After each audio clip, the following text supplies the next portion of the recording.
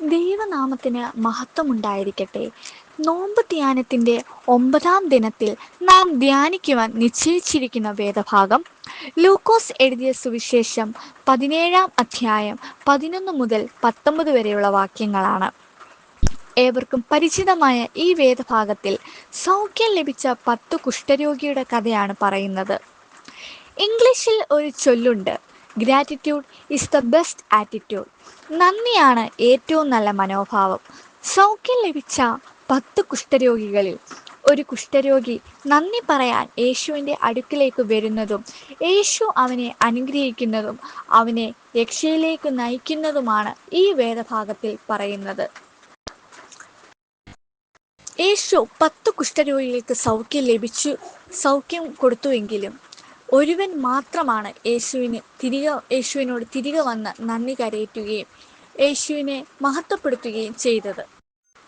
19-ാം വാക്യത്തിൽ യേശു ഇപ്രകാരമായി മറുപടി കൊടുക്കുന്നുണ്ട്: എഴുന്നേറ്റ് പോയിക്കൊള്ളുക, നിന്റെ വിശ്വാസം നിന്നെ രക്ഷിച്ചിരിക്കുന്നു.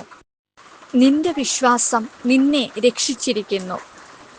നാം ഓരോരുത്തരുടെയും വിശ്വാസം എപ്രകാരമുള്ളതാണ് എന്ന് ചിന്തിക്കേണ്ടത് അനിവാര്യമായ ഘടകമാണ്. നാം ഓരോരുത്തരും നമ്മുടെ ജീവിത വഴികളിൽ നമുക്ക് ലഭിച്ച അനുഗ്രഹങ്ങൾക്കും ദാനങ്ങൾക്കും നന്ദി കരയറ്റാറുണ്ടോ എന്ന് ചിന്തിക്കേണ്ടതാണ്.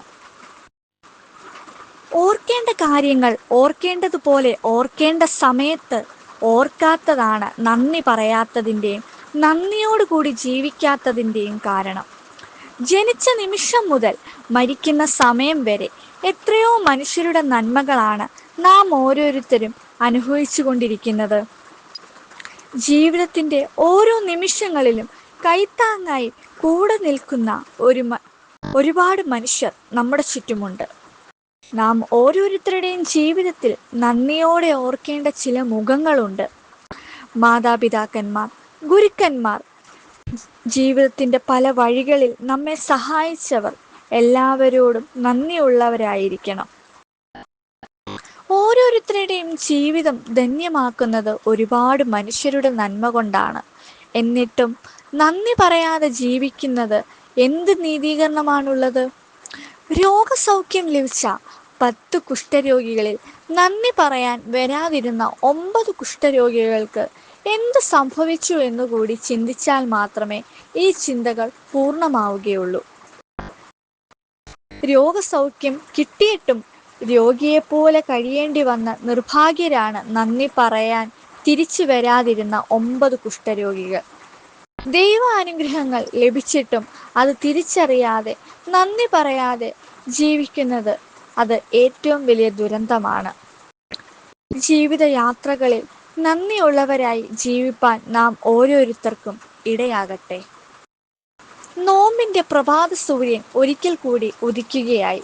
വിട്ടുമാറിപ്പോയ നന്മയുടെ വഴികളിലേക്ക് തിരിച്ചറിവിൻ്റെ സുബോധത്തോടെ ഒരു മടങ്ങിവരവ്, പ്രതീക്ഷകളോടെ ദൈവകരങ്ങളിൽ വെച്ചു തന്ന ലക്ഷ്യങ്ങൾ കൈമോശം വന്നെങ്കിൽ അവയെ എത്തിപ്പിടിക്കാനുള്ള ആവേശത്തിൻ്റെ പുതുക്കം, ഈ രൂപാന്തരമല്ലേ സ്നേഹിതരെ നോമ്പുകാലത്ത് സംഭവിക്കേണ്ടത്? വെളിച്ചം നോക്കി വിരിയുന്ന പൂക്കളെ പോലെ ദൈവത്തെ നോക്കി നാം വിടരുന്ന നാളുകളാകട്ടെ ഈ നോമ്പുകാലം. ഈ വചനങ്ങളാൽ ദൈവം നമ്മെ ഓരോരുത്തരെയും അനുഗ്രഹിക്കുമാറാകട്ടെ. നമുക്ക് പ്രാർത്ഥിക്കാം.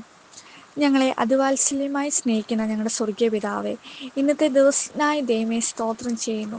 പാപികളും ദോഷികളുമായ അടിയാർക്ക് ഒരു ദിവസം കൂടി ദൈവമേ ദാനമായി തന്ന വലിയ കൃപയ്ക്കായി ദൈവമേ സ്തോത്രം ചെയ്യുന്നു.